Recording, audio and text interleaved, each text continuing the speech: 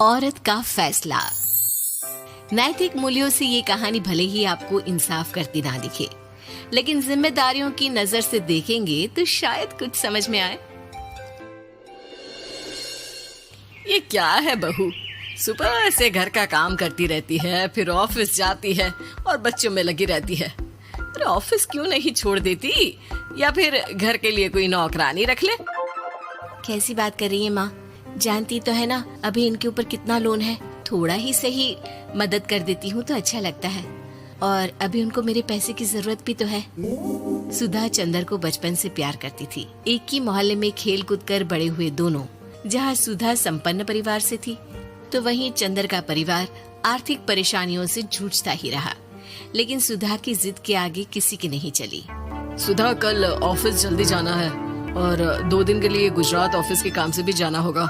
अरे कैसी बात कर रहा है बेटा, बहू को अगले महीने बच्चा होने वाला है, इस वक्त तो उसके साथ रहे। अरे कोई बात नहीं ना माँ, उनको जरूरी काम होगा, वरना मेरा चंदर ऐसे वक्त में मुझे छोड़कर कभी नहीं जाता।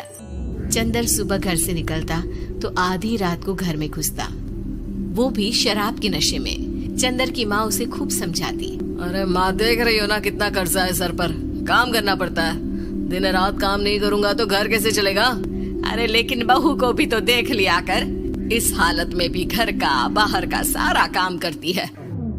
चंदर तो जैसे माँ की बात सुनकर भी अनसुना कर देता है। ऑफिस के बाद चंदर का फोन माँ के पास आता है। माँ, वो ऑफिस के काम से आज रात के लिए पास के शहर के ऑफिस जाना पड़ रहा है, कल सुबह आ जाऊंगा। सुधा रात को कमरे में सो रही होती है कि उसके पेट में दर्द होता है। सुधा चंदर को वीडियो कॉल करती है।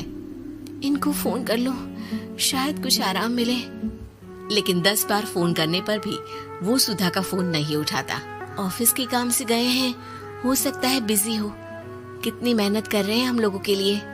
सुधा सो तो जाती है, लेकिन अकेले उसे कमरे में डर लगता है। अगले रोज चंदर घर आता है, जहाँ सुधा ऑफिस जाने के लिए तैयार हो रही थी। तुम आज भी ऑफिस जाओगे? कल रात भर तो ड्यूटी की है, थक जाओगे, छुट्टी ले लो ना। अरे नहीं, कैसी बात कर रही हो, ये तो पॉसिबल ही नहीं है। अच्छा रुको, मैं जल्दी से तुम्हारा खाना और नाश्ता बना देती हूँ। बेचारी सुधा ऑफिस जाना छोड़कर लग जाती है पति के लिए खाना बनाने, उसके कपड़े प्रेस करने और जरूरत का सामान मुहैया कराने के लिए। हो सके तो रात की ड्यूटी मत लिया करो ना, मुझे बहुत डर लगता है। अरे यार क्या है, तुम तो ऐसे बिहेव कर रही हो कि तुम ही अकेली हो जिसे बच्चा होने वाला है। इतने लोगों के पति जो काम के सिलसिले में बाहर होते हैं, उनका क्या? सुधा को चंदर के मुंह से ये बातें अजीब लगती है। अरे हुआ क्या है तुमको? पहले तो तुम मेरा कितना ख्याल रखते थे, मेरे पास रहते थे, मेरी दवा से लेकर खाने पीने तक का सारा ख्याल। और अब इस बार तो तुम एक दफा भी मेरे साथ डॉक्टर के पास नहीं आए, क्यों? अरे पागल हो गई हो क्या? पागल वाली बात कर रही हो। काम धंधा देखो या फिर तुम्हें लेकर टहलता फिरो। और मुझे शुक्रवार की रात को काम से निकलना है, सोमवार आऊंगा। सुधा को समझ में नहीं आता कि क्यों अचानक से चंदर को फील्ड का काम मिल गया है। लेकिन एक दिन, सुधा, मैं और चंदर जरा एक रिश्तेदार के घर जा रहे हैं, तुम भी तैयार हो जाओ, घर में अकेली कैसी रहोगी? अरे नहीं, इस हालत में इसे लेकर जाना ठीक नहीं है। अरे लेकिन मैं ऑफिस भी तो जाती हूँ, फिर घर में अकेले। चंदर उसकी कोई बात नहीं सुनता।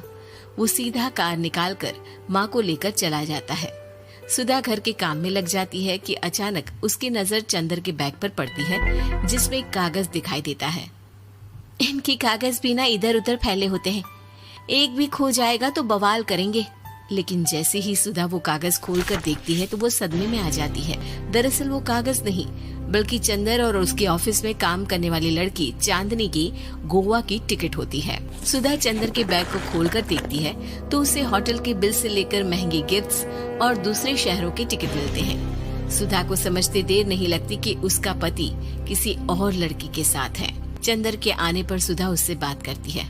अरे नहीं, ऐसा कुछ नहीं है, तुमको गलत फहमी हो गई है। लेकिन जब सुधा के सवाल तीखे हो जाते हैं तो चंदर को अपनी गलती माननी पड़ती है और वो सुधा से माफी मांग लेता है। सुधा फैसला कर लेती है कि वो चंदर को छोड़ देगी। बच्चे और सामान को लेकर वो घर से निकल ही रही होती है कि सास उसे रोकती है। कहाँ जाएगी बेटा, रुक जा। चंदर को सुधा का जाना खल नहीं रहा था। वो झूठे मुंह भी उसे रोकने की कोशिश ही नहीं कर रहा था। सुधा चंदर को देखती है और मायके चली जाती है। मायके में माँ कहती है, अरे आज से कैसे घर छोड़कर आ गई? कौन सा चंदर तुझे छोड़ रहा था? माफी तो मांग ली थी ना। देखो बेटा, बेटी डोली में जाती है और अर्थी में ही निकलती है। पर पापा, मेरा आत्मसम्मान, उसका क्या? आपने मुझे पढ़ाया लिखाया है, इस लायक बनाया कि मैं खुद का खर्चा उठा सकूं, बेटी को पढ़ा सकूं, एक अच्छा जीवन पाऊं। अरे लेकिन पति की जरूरत तो होती है ना सुधा दीदी, और अगर आपको नहीं है तो इस बच्ची का सोचो जो अपने पिता से इस कदर जुड़ी है। आने वाले बच्चे की सोचो जिसके आने से पहले ही आपने पिता का प्यार से दूर करने की सोच ली। सुधा फोन देखती है लेकिन चंदर का कोई कॉल नहीं होता। वो समझ नहीं पाती कि अपने आत्म सम्मान के बारे में सोचे या बच्चों के बारे में।